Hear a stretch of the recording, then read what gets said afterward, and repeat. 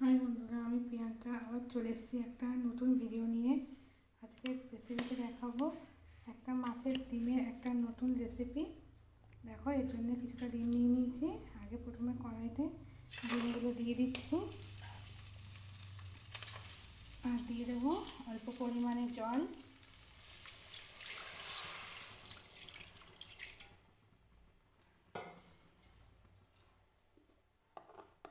আর half চামচ মতো নুন ও হাফ চামচ মতো হলুদ গুঁড়ো দিয়ে এটা এবার ভালো করে হলুদটা মিশিয়ে দিচ্ছি। নুন হলুদটা এবার এটাকে সেদ্ধ হতে দেবো।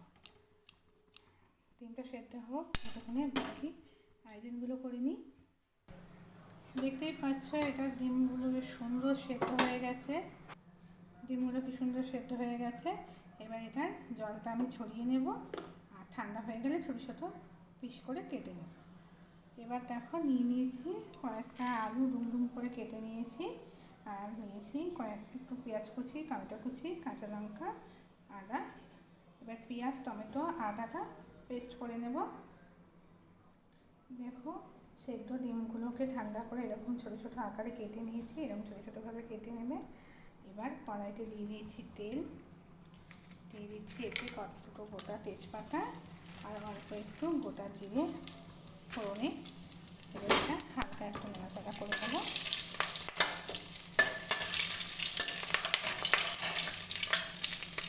এবার দিয়ে দেবো এতে কেটে রাখা ছোটো ছোটো করে কেটে রাখা আলুগুলো হালকা ভাজা হতে থাক।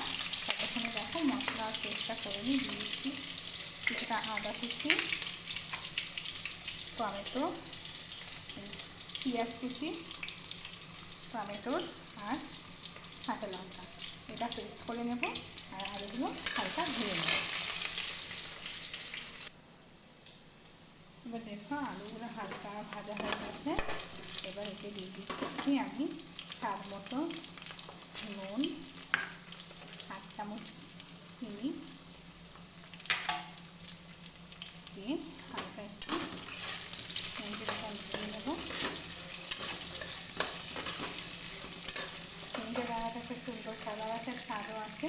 এবার দিয়ে দিচ্ছি পেস্ট করে রাখা মশলাটা। মশলাটা একটু ভেজে নেব যাতে আলুর সাথে মিশে দেওয়া পর্যন্ত।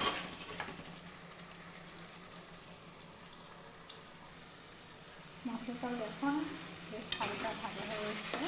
এবার এতে দিয়ে দিচ্ছি আমি 1 চামচ হলুদ গুঁড়ো, 1 চামচ লঙ্কা গুঁড়ো আর 2 চামচ মতো জিরের গুঁড়ো দিয়ে হালকা একটু নাড়াচাড়া করে নেব। আর দিয়ে দেবো এতে অল্প পরিমাণে জল। একটু হালকা ফুটতে দেবো। ঝোলটাও দেখো বেশ ফুটে গেছে। এবার আমি ওই সেদ্ধ করে রাখা ছোটো ছোটো কেটে রাখা ডিমগুলোকে এর মধ্যে দিয়ে দিচ্ছি। এবার এই আলু, ডিম, মশলা সব ভালোভাবে কষিয়ে নেব। দেখতেই পাচ্ছে বেশ এটা কষানো হয়ে গেছে। আর কষানোর সময় মনে রাখতে হবে একটু হালকাভাবে আলতুভাবে কষাতে হবে, নয়তো ডিমগুলো ভেঙে যেতে পারে। এবার এটা আমি দিয়ে দিচ্ছি পরিমাণ মতো জল।